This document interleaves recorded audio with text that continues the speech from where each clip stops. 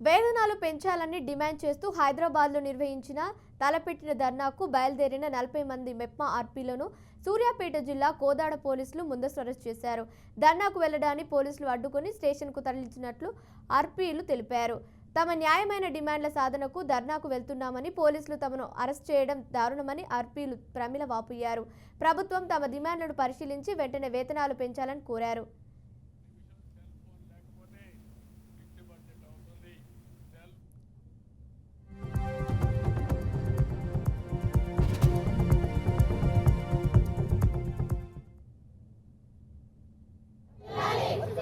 ఆర్పీల సమస్యలను